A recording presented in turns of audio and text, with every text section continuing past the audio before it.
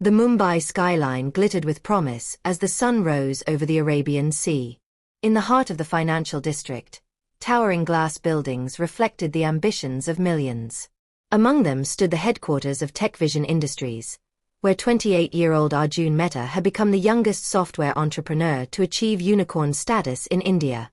His office on the 45th floor overlooked the city where he'd been born, though the view from up there bore little resemblance to the cramped neighborhood where he'd spent his childhood.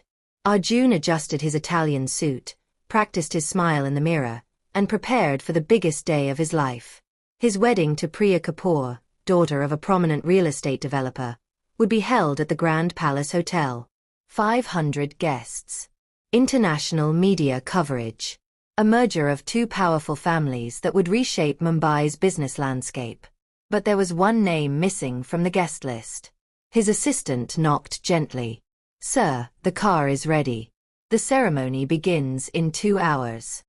Arjun nodded, glancing one last time at his phone. 17 missed calls from an unknown number. He dismissed them with a swipe and headed toward the elevator. What he didn't know was that across the city, in a small apartment in Dharavi, his mother was carefully pressing an old white sari, the only formal dress she owned. She'd saved for months to buy flowers from the market, and she'd walked 3 hours to reach the hotel because she couldn't afford the taxi fare. The morning air was thick with anticipation, but also with something else, a tension that would soon shatter the carefully constructed world Arjun had built. If you're watching from Mumbai, Delhi, Bangalore, or anywhere in the world, drop a comment below. Have you ever witnessed a moment that changed everything? Stay tuned for chapter where the wedding begins and a mother's love faces its greatest test. Don't forget to subscribe and hit the notification bell. The Grand Palace Hotel sparkled with 10,000 lights. Crystal chandeliers cast rainbow prisms across marble floors. Guests in designer clothes whispered and laughed, their jewelry catching the light like captured stars. Arjun stood at the altar, his heart pounding not with joy but with the anxiety of perfection. Everything had to be flawless. Every camera angle, every speech, every moment calculated to enhance his image as the self-made tech genius who'd risen from nothing. Priya approached in her wedding lehenga, a masterpiece of gold and crimson silk that had taken 6 months to create. Her smile was radiant, but Arjun noticed her eyes kept darting toward the entrance, as if she sensed something was wrong. The priest began the ceremony in Sanskrit, his voice deep and melodious. Incense smoke curled upward like prayers taking flight. The guests fell silent, phones raised to capture every second. That's when the side door opened. A woman in a faded white sari stepped inside, her feet bare, her face lined with years of hardship and sun. She clutched a small bouquet of marigolds, the cheap kind sold on street corners for 10 rupees. Security guards immediately moved toward her, but she raised one hand gently. "Please," she said softly. "I'm his mother." The whispers began like rustling leaves before a storm. Arjun's business partner turned pale. "Is that really?" Someone else hissed. "I thought he was an orphan." Arjun had told everyone his parents died when he was young. It was simpler that way. Cleaner. A self-made man rising from nothing sounded better than a man who'd abandoned his mother to poverty while he climbed to success. The woman walked slowly down the aisle, her eyes fixed on her son. In them was no anger, only a deep sadness that seemed to age her further with each step. "Arjun," she called out, her voice cracking. "My son." He turned, and for a brief moment, their eyes met. In that instant, he saw himself reflected in her gaze, not as the powerful CEO, but as the little boy she'd raised alone, selling vegetables in the market to pay for his school fees. Then pride hardened his features. His jaw clenched. The spell broke. "Security," he said coldly. "Remove this woman." The security guards hesitated, unsure. Something about the woman's quiet dignity made them reluctant to touch her. Arjun's mother continued forward, her marigolds trembling in her hands. "I didn't come to embarrass you," she said, loud enough for the front rows to hear. "I came to give you my blessing." A mother's blessing on her son's wedding day. Priya stepped forward, her hand reaching out instinctively. Arjun, maybe we should. Stay out of this, he snapped, startling her. He descended from the altar, each step deliberate, his face a mask of controlled fury. The photographers sensed drama and pressed closer, cameras whirring. When he reached his mother, the entire ballroom seemed to hold its breath. You have no right to be here, he said through clenched teeth, keeping his voice low. I built this life without you. Her eyes filled with tears. I know, my son. And I'm proud of what you've become. But success should never make us forget. Forget what? The poverty. The shame. That cramped house with its leaking roof. His voice rose now, losing control. I left that world behind. You should have stayed there. Arjun, please. Get out. The shout echoed off the high ceilings. Guests gasped. Someone's phone clattered to the floor. His mother reached out to touch his face, the same gesture she'd used when he was a child with fever. My beta, I love. The slap came without warning. It wasn't loud, but it carried the weight of betrayal, of years of suppressed shame, of a man destroying his own foundation to protect the tower he'd built on top of it. She staggered backward, one hand flying to her cheek. The marigolds scattered across the polished marble like drops of bright orange blood. For 3 seconds, nobody moved. The world seemed to pause, as if God himself had stopped to witness this moment. Then the cameras flashed. 100 phones recorded from every angle. The priest's hand trembled as he lowered his sacred book. Priya covered her mouth, tears streaming down her carefully made-up face. Arjun's mother straightened slowly. She looked at him one last time, and in her expression was something worse than anger. It was forgiveness mixed with unspeakable grief. I will pray for you, she whispered, that you find your way back to your heart. She turned and walked toward the exit, her bare feet making no sound on the marble. The crowd parted for her like the Red Sea, but unlike Moses's triumph, this felt like a funeral procession. At the door, she paused and looked back. The boy I raised would never have done this, she said, her voice carrying through the stunned silence. I hope one day you find him again. Then she was gone. The wedding didn't continue. How could it? Priya stood frozen at the altar, staring at the scattered marigolds as if they were pieces of a shattered future. Her father, Mr. Kapoor, moved swiftly down the aisle, his face dark with barely contained rage. The wedding is off, he announced to the stunned crowd. And so is every business deal between our families. Arjun reached for Priya's arm. Wait, we can. She pulled away sharply. Don't touch me. I don't know who you are. Within minutes, the videos spread. Someone had already posted the footage online with the caption, Tech CEO slaps his own mother at his wedding. By the time Arjun reached his car, it had 10,000 views. By the time he reached his apartment, it had crossed 1 million. By midnight, it was the #1 trending topic across India. His phone exploded with notifications. His board members, investors, partners, the media requesting statements. But among all those messages, 3 stood out. From his CFO, emergency board meeting tomorrow. This is catastrophic. From his PR team, no comment we craft can fix this. You're on your own. From Priya, I hope she forgives you. Because I never will. Arjun sat in his luxury penthouse overlooking the glittering city. The view that once filled him with pride now felt like mockery, all those lights representing lives being lived with love and connection, while he sat alone in his tower of shame. He pulled up the video on his phone, forcing himself to watch. There he was, in his expensive suit, striking the woman who'd sacrificed everything for him. The woman who'd sold her jewelry to pay his school fees. Who'd worked 3 jobs so he could attend coding classes. Who'd gone hungry so he could eat. And there was her face. Not angry, not hateful, but heartbroken. He tried to delete the video from his phone, but it didn't matter. It was everywhere now. Screen recordings, news reports, reaction videos from influencers.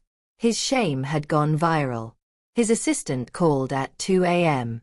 "Sir, you need to see the news. It's getting worse." Arjun turned on the television. Every channel showed his face alongside his mother's. The ticker at the bottom read, "TechVision stocks plunge 40% as CEO caught on camera assaulting his mother." An interview was playing. A neighbor from his old neighborhood. "We all knew Arjun's mother. She was the kindest woman. Raised that boy alone after her husband died. She used to say, 'My son will change the world.' I guess she was right, just not the way she hoped." Another neighbor. "She never complained, even when he stopped visiting. Even when he stopped calling. She'd tell everyone, he's busy building his dreams. I'm just happy he's successful." The reporter's voice. "The question India is asking tonight, at what cost do we measure success? When did we decide that achieving greatness means abandoning the people who made that greatness possible?" Arjun turned off the television. In the sudden silence, he heard only his own breathing and, faintly, the sound of distant traffic. Millions of lives moving forward while he stood still.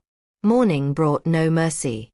The board meeting was scheduled for 9 a.m., but Arjun's executive assistant called at 6:30.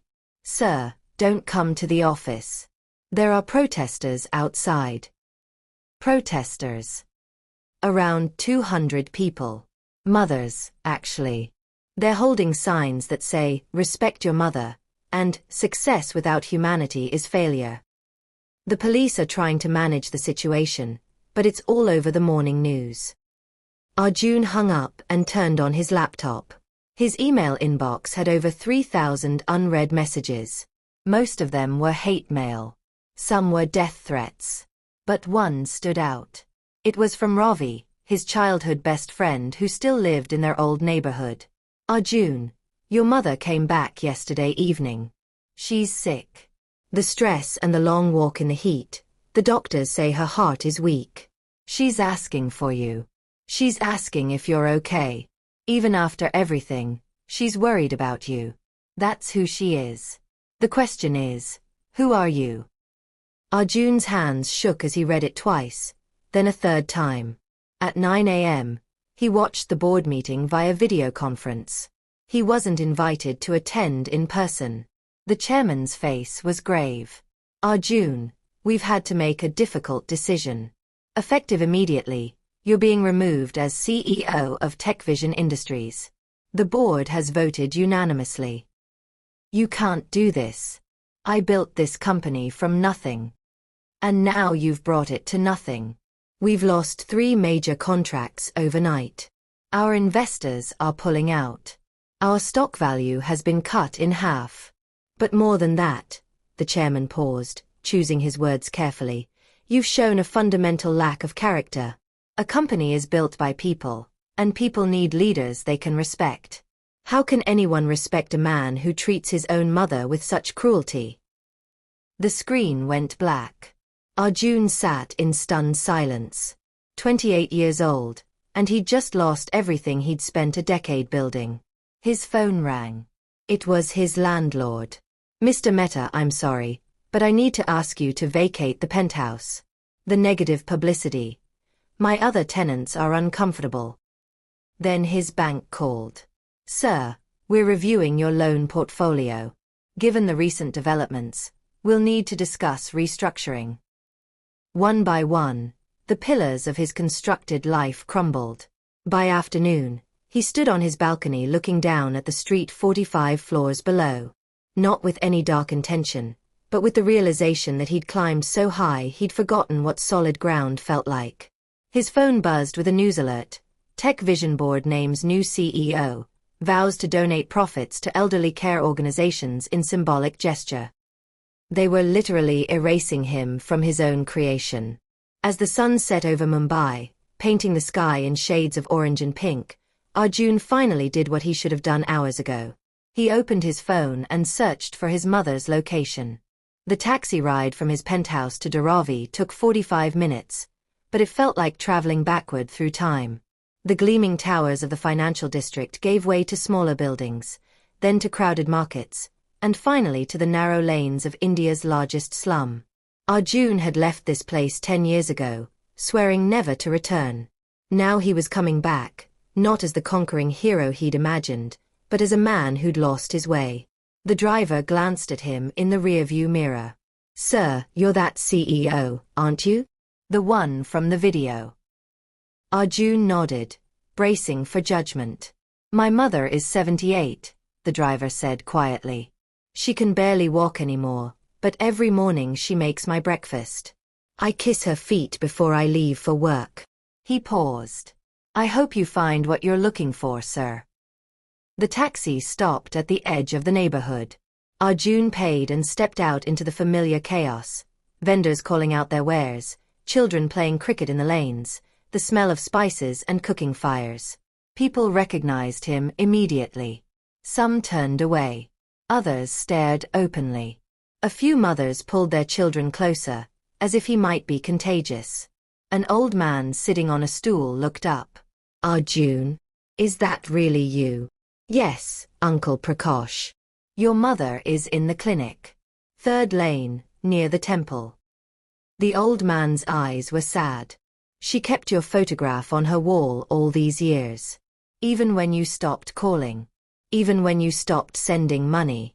She'd tell visitors, 'That's my son. He's very busy, but he has a good heart.'"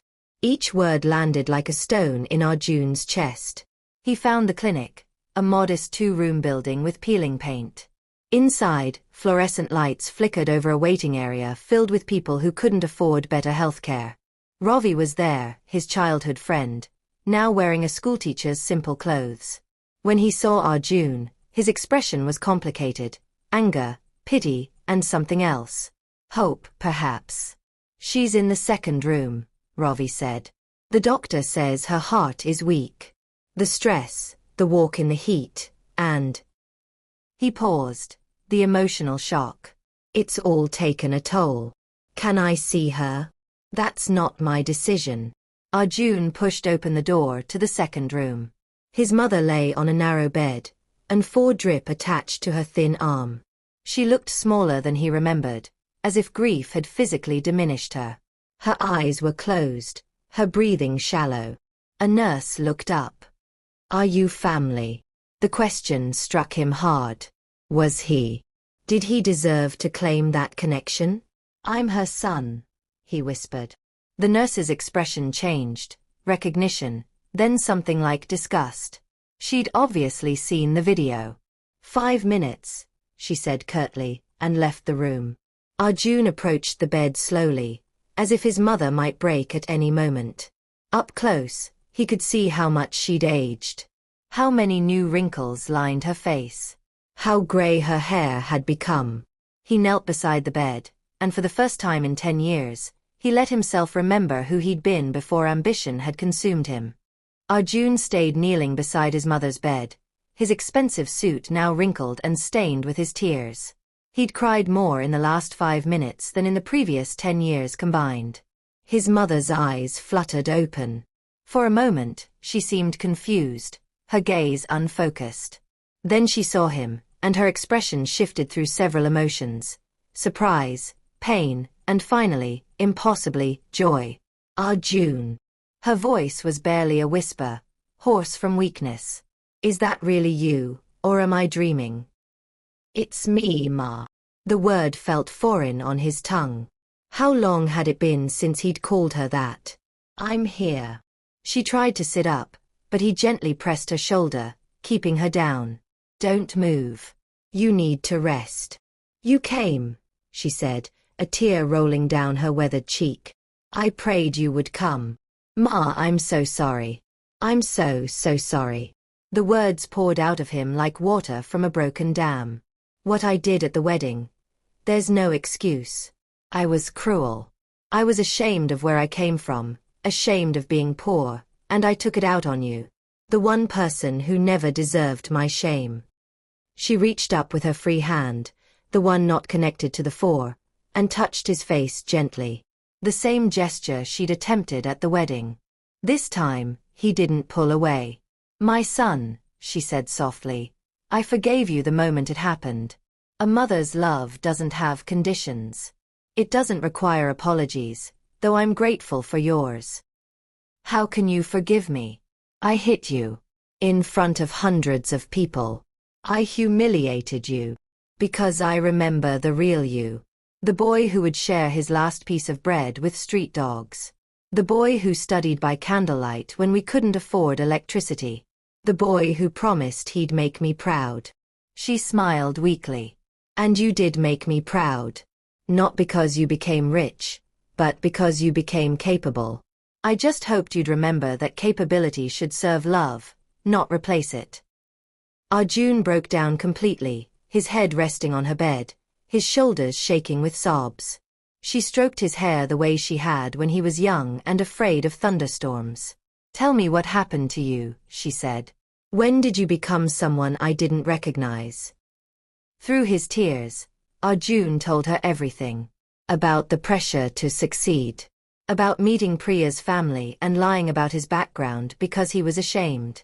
About building TechVision and distancing himself from his past, thinking that success meant leaving everything behind. I thought if I acknowledged where I came from, people wouldn't take me seriously, he admitted. I thought success meant transformation, becoming someone new, someone better. But you weren't becoming better, she said gently. You were becoming smaller. Success should expand your heart, not shrink it. It should make you more grateful, not less. You didn't need to become someone new, Beta. You needed to become more of who you already were. Ravi entered the room quietly. The doctor wants to check on her. Arjun stood reluctantly. I'll come back tomorrow. Will you really? His mother's voice held a hint of fear, of old disappointments. Every day, he promised. Every single day until you're well. And then every day after that. She smiled, the first genuine smile he'd seen from her in years. Then I'll get well quickly. I have my son back. As Arjun left the clinic, he noticed a crowd had gathered outside. News of his arrival had spread through the neighborhood like wildfire. He braced for their anger, their judgment. Instead, an old woman stepped forward. You came to see your mother. That's a start. Another neighbor added, my son is in America. He hasn't visited in 5 years. At least you're here. A young man in a worn shirt spoke up. I saw the video. What you did was wrong. But coming back, that takes courage too. Dharavi, the place he'd been so desperate to escape, was giving him something his penthouse never could, a chance at redemption. Arjun moved out of his penthouse 2 days later. Not because he'd been evicted, he withdrew voluntarily. He found a small one-room apartment in Dharavi, 3 buildings away from his mother's clinic. The luxury he'd once demanded now felt hollow. What did he need with marble floors and panoramic views when the woman who mattered most was lying in a clinic bed with cracked walls? He spent his days at her bedside, helping her eat, reading to her, telling her stories about the business world she'd never been part of. She listened with interest, asking questions, proud despite everything. In the evenings, he'd walk through Dharavi's narrow lanes, seeing the place with new eyes. The man who sold fruit outside the clinic gave him discounts, saying, your mother used to bring me tea when business was slow. She has a good heart. The woman who ran the small tailoring shop told him, your ma mended clothes for free for families who couldn't pay. Many of us owe her kindness. With each story, Arjun realized he'd left behind not just poverty, but community. In his quest for individual success, he'd forgotten that humans weren't meant to climb alone. One evening, Ravi found him sitting outside the clinic, watching the sunset paint the corrugated tin roofs in shades of gold. I need your advice, Arjun said. That's a first, Ravi replied, but not unkindly. I want to do something meaningful. Something that helps people like Ma. But I don't know where to start. Ravi sat beside him. Remember when we were kids, and your mother used to say, use your mind to build, but use your heart to choose what to build? Arjun nodded. You built TechVision with your mind. It was brilliant, but it was empty. Maybe now you build something with both. That night, Arjun opened his laptop for the first time in weeks. He'd been avoiding technology, avoiding reminders of his old life. But now he had an idea forming. He began to design an app, not for profit, but for purpose. A platform connecting abandoned elderly parents with resources. Healthcare, legal aid, counseling, and most importantly, a community of others in similar situations. He called it Ma in his language. Simply, Mother. He reached out to his former colleagues at TechVision. Many ignored him. Some replied with anger. But a few, the ones who'd known him longest, offered to help. "We'll do this as volunteers," said Priya, his former head of engineering. Not Priya Kapoor, his ex-fiancée, but Priya Sharma, who'd worked with him from the beginning. "What you did was terrible. But what you're trying to do now, that matters." Within 3 weeks, they had a working prototype. Arjun's mother was the first user, her profile written by Arjun himself. "My mother, who gave everything so I could have something. Now it's my turn to give back." He launched it quietly, with no press release, no marketing campaign. Just a simple post on his social media. "I've spent the last month learning what success really means. It doesn't mean climbing so high you forget who held the ladder. Here's my attempt to build something that matters." The response was immediate and overwhelming. Within 24 hours, 10,000 parents had registered. Within a week, volunteers across Mumbai were reaching out to offer help. Doctors providing free checkups, lawyers offering pro bono services, young people volunteering to visit isolated elders. The app that Arjun built for his mother became a lifeline for thousands. One evening, as he showed his mother the dashboard with all the families they'd helped, she squeezed his hand. "This is the son I always knew you could be." "I'm sorry it took me so long to become him," he replied. "The length of the journey doesn't matter," she said. "Only that you took it." 3 months after the wedding disaster, Arjun received an unexpected call from Mr. Kapoor, Priya's father, the man who'd walked out of the wedding and taken half of Arjun's business empire with him. "Meet me at my office," he said. Not a request, but not quite a command either. Arjun took the train to the business district. He'd sold his car weeks ago to fund the app's server costs. As he walked through the gleaming lobby of Kapoor Developments, security guards recognized him and whispered. Mr. Kapoor's office was on the 50th floor, with views that rivaled Arjun's old penthouse. But this time, Arjun felt no envy, only curiosity. Mr. Kapoor stood by the window, his back to Arjun. When he turned, his expression was unreadable. "I've been following your work with the Ma app," he said. "Sir, if you're here to threaten legal action or..." "I'm here to invest in it." Arjun blinked, certain he'd misheard. "What?" 20 million rupees. In exchange for no equity. "This is a donation, not a business deal." "I don't understand. You hated me." "I still do," Mr. Kapoor said bluntly. "What you did to your mother was unforgivable. But..." He paused, his voice softening. "I've spent the last 3 months watching you. Really watching you. You moved to Dharavi. You visit your mother every day. You built something that helps others instead of enriching yourself. That takes more courage than I expected from you." He walked to his desk and pulled out a folder. "My own mother passed away 5 years ago. I was too busy building this empire to visit her in her final months. She died in a hospital with nurses, not family. I've lived with that regret every single day." His voice cracked slightly. "When I saw that video of you hitting your mother, I saw my own failures reflected back. I may not have hit my mother physically, but I abandoned her emotionally. Which is worse?" Arjun stayed silent, letting the older man continue. "Your app, it can help prevent what happened to my mother. It can help prevent what I did. That's worth more than any business deal I've ever made." "I accept your investment," Arjun said quietly. "But on one condition. You're in no position to make conditions. This one is important. We rename it. From Ma to the Mother in White Foundation. After my mother, who wore white to my wedding to bless me, even though I didn't deserve it." Mr. Kapoor considered this, then nodded. The mother in white foundation. It's powerful. It will make people remember. As Arjun left the office, Mr. Kapoor called after him. Priya asks about you sometimes.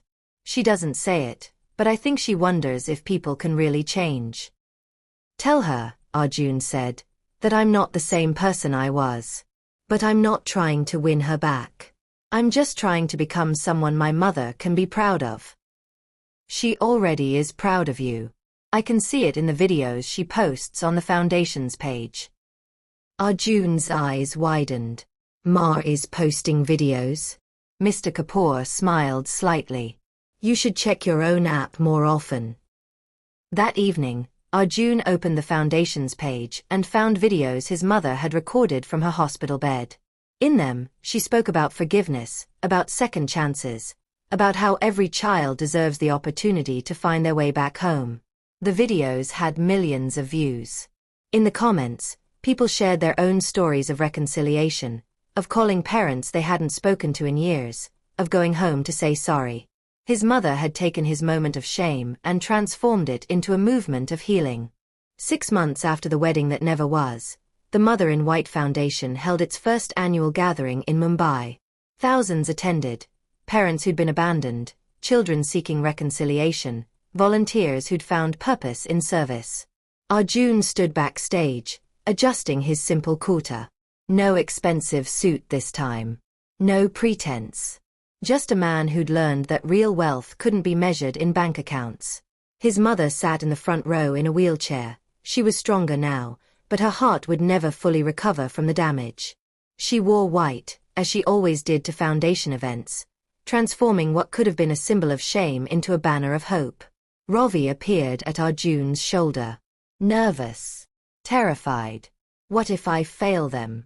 You already failed once, Ravi said with a slight smile. And look what happened.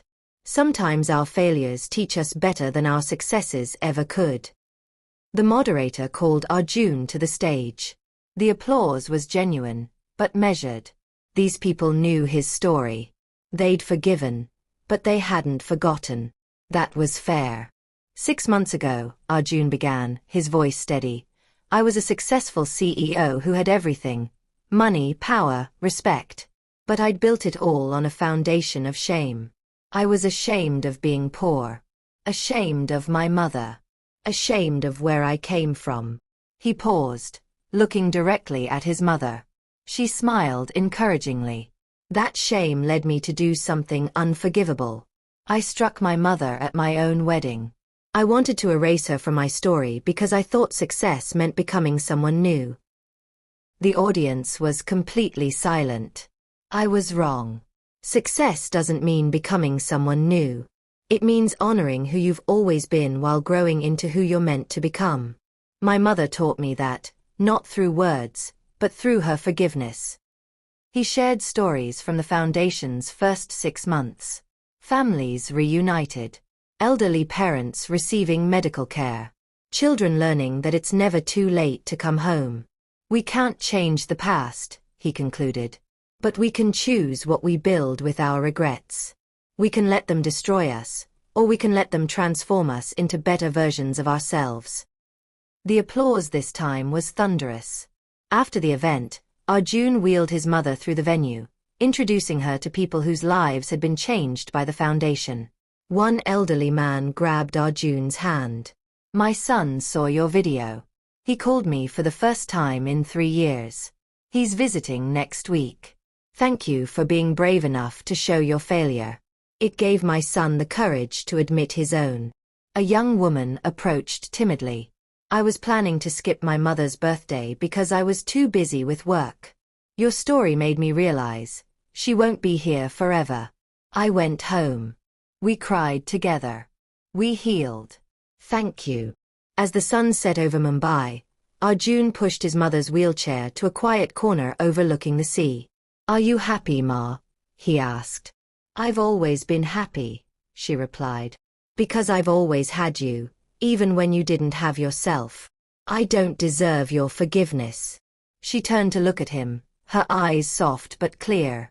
That's not for you to decide, Beta. Forgiveness isn't about deserving. It's about choosing love over hurt, hope over bitterness. That's what mothers do. They sat in comfortable silence, watching the waves crash against the rocks below. The city lights began to flicker on, one by one, like stars falling upward into the sky. Do you know what I'm most proud of? His mother asked. The foundation? No. I'm proud that you fell and got back up. Many people fall, Arjun. But only the brave ones stand again. Only the honest ones admit they were wrong. You did both. A notification buzzed on Arjun's phone. It was from the Foundation's app. Another family had been reunited. A daughter in Bangalore had used the platform to find resources for her father, whom she'd lost contact with years ago. They'd met that afternoon. That's the 47th reunion this month, Arjun said, showing his mother the screen. 47 families finding their way back to love, she murmured. You see, Beta? Your pain became someone else's healing. Your mistake became their miracle. As they prepared to leave, a familiar figure approached. It was Priya, his former fiancée. Arjun's heart skipped, not with longing, but with nervousness. Priya, he said, standing. I didn't know you were here. I came to volunteer, she replied, her voice neutral but not cold. The Foundation does good work. Thank you. She looked at his mother, and her expression softened. Mrs. Mehta, I owe you an apology. At the wedding, I stood by and said nothing. I should have defended you. Arjun's mother smiled. Dear child, you were caught in a moment no one could have predicted. There's nothing to forgive. Priya's eyes glistened. You're very kind. She turned to Arjun. I'm not here to reconcile. I've moved on, and I hope you have too. But I wanted you to know, what you're doing now, this matters. The man I was going to marry wouldn't have had the courage to do this. I'm not looking for redemption, Arjun said honestly. I'm just trying to be better than I was. That's exactly what redemption looks like, Priya replied. She touched his mother's hand gently, then walked back toward the crowd. His mother chuckled softly. She's a good woman. You lost something valuable there. I know. But I gained something more valuable. Myself. The real me, not the person I was pretending to be. As the evening deepened, they made their way to the taxi stand. The same driver from months ago pulled up, the one who'd told Arjun about kissing his mother's feet every morning. Sir, the driver said, recognizing him immediately. I've been following the Foundation's work. You're doing something beautiful. Thank you. How is your mother? She passed away last month, the driver said quietly. But I was with her. I held her hand. I told her everything I'd never said before. Because of your story, I didn't wait until it was too late. Arjun felt tears spring to his eyes. This was the true measure of success. Not how high you climbed, but how many hands you held along the way. That night, back in his small apartment in Dharavi, Arjun sat at his simple desk and wrote a letter. Not an email, but a handwritten letter on paper. It was addressed to his younger self, the ambitious boy who'd left this neighborhood 10 years ago. Dear Arjun, you're about to embark on an incredible journey.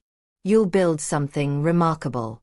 You'll achieve things you can't even imagine yet. But along the way, you'll make a terrible mistake. You'll forget that the woman who gave you life is more important than the life you build.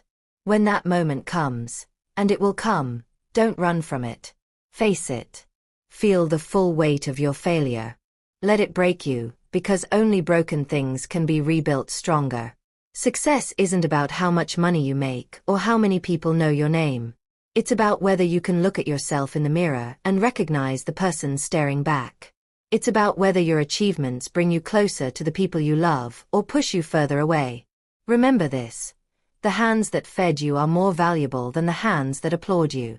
Your mother's love is the only foundation that will never crumble. And when you fall, because you will fall, remember that falling isn't failure. Staying down is. With wisdom earned through pain. Your future self. He folded the letter and placed it in a frame on his wall, next to the photograph of his mother selling vegetables in the market, with him as a young boy by her side. 3 years later, the Mother in White Foundation had expanded to 15 cities across India. It had facilitated over 10,000 family reunions. It had provided healthcare to 50,000 elderly parents. It had become a movement. Arjun never became a CEO again. He remained the foundation's humble director, taking a modest salary and living simply in Dharavi. His mother's health had stabilized, and she spent her days recording messages of hope for the foundation's social media channels. She became famous in her own right, not as the mother who was slapped, but as the mother who forgave. Her videos on forgiveness and second chances were viewed by millions. One evening, during a foundation event, a young man approached Arjun. He looked successful, expensive watch, tailored suit, the unmistakable air of achievement. "Mr. Mehta," the young man said nervously, "I need to confess something. 5 years ago, I cut off contact with my parents because I was ashamed of them. They're farmers in a small village. I'm a lawyer in Delhi now, and I didn't want them at my world." Arjun recognized himself in the young man's shame. "I saw your video years ago," the young man continued. "I was actually celebrating at the time. I thought, see? Even successful people leave their past behind. But then I saw what happened to you. I saw you lose everything. And then I saw you rebuild, not your company, but your relationship with your mother." He paused, wiping his eyes. "Last month, I went home. I fell at my parents' feet and begged for forgiveness. They cried. I cried. And now I'm the one who's truly successful, because I have them back." Arjun embraced the young man. "Thank you for sharing that. It takes courage." "No," the young man said. "Thank you for falling publicly so people like me could learn privately. Your failure saved me from making the same mistake." As the years passed, Arjun's mother grew older, but her spirit remained strong. She lived to see her 85th birthday, celebrated by thousands of foundation members who considered her their own mother. On her final day, surrounded by love in a hospital room, she held Arjun's hand. "Do you remember what I told you at the wedding?" she whispered. "You said many things, Ma. I said you'd lost the boy I raised. But I was wrong. He wasn't lost. He was just sleeping. And when he woke up, he became even better than I'd dreamed. Everything I am is because of you. No, Beta. Everything you are is because of who you chose to become after you fell. That choice was yours alone. I'm just grateful I got to see it." She closed her eyes peacefully, a smile on her lips. The funeral was attended by thousands. Not because she was famous, but because she'd touched so many lives through her simple message. Love never gives up on anyone. At her memorial, Arjun stood before the crowd, now 42 years old, his hair streaked with gray, his face lined with experiences both painful and beautiful. "My mother taught me that there are 2 types of success in this world," he said. "There's the success that makes you famous, and the success that makes you human. For most of my early life, I chased the first kind. But the second kind, the kind that makes you human, that's the only success that lasts beyond death." He looked at her photograph, garlanded with marigolds. "She forgave me when I didn't deserve it. She loved me when I didn't earn it. She believed in me when I'd stopped believing in myself. And in doing so, she gave me the greatest gift, the chance to become someone worth forgiving." The Mother in White Foundation continued its work, now operating in 42 countries. Millions of families had been reunited. Countless elderly parents had received care and dignity in their final years. But more than that, Arjun's story had sparked a global conversation about success, shame, and what truly matters in life. Years later, in an interview for a documentary about the foundation, a journalist asked Arjun, "If you could go back to that wedding day, what would you do differently?" Arjun thought for a long moment. "Honestly, nothing." The journalist looked shocked. I know that sounds terrible, Arjun continued. But that moment, as painful and shameful as it was, it broke me open. It shattered the false self I'd built and forced me to find my true self. Without that breaking, I would have continued living a successful but hollow life. I would have made it to my mother's funeral without ever really knowing her. He paused, his voice thick with emotion. So no, I wouldn't change that day. But I would tell my younger self this. The fastest way to lose everything is to forget where you came from. And the only way to find everything is to go back home. The documentary ended with footage of the foundation's work, elderly parents smiling, families embracing, volunteers serving with joy. And over it all, a recording of Arjun's mother's voice from one of her final videos. To every child who has forgotten their mother, I say this. It's not too late. To every parent who feels abandoned, I say this. Don't lose hope. Love is patient. Love keeps no record of wrongs. Love never fails. Come home, dear children. Your mothers are waiting. The screen faded to black, with white text appearing. In memory of Mrs. Mehta and all the mothers who love without condition. The Mother in White Foundation. Because everyone deserves a chance to come home. The end. If this story touched your heart, please share it with someone who needs to hear it. Whether you're in Mumbai, New York, London, Lagos, or anywhere in the world, the message is the same. Success means nothing if you lose your humanity along the way. Tell us in the comments. Where are you watching from, and what did this story teach you about forgiveness, family, and what truly matters in life? Subscribe to our channel for more stories that challenge, inspire, and remind us of our shared humanity. Hit the notification bell so you never miss a story that could change your life. And if you're estranged from your parents, if pride has built a wall between you and the people who raised you, let this be your sign. Call them. Visit them. Say the words you've been too proud to say. Because one day, it will be too late. And the regret of silence hurts far more than the humility of apology. Share this video. Tag someone who needs this message. And remember, the strongest people aren't those who never fall. They're those who fall, learn, and rise again with more compassion than they had before. Thank you for watching. May you never climb so high that you forget the hands that held the ladder.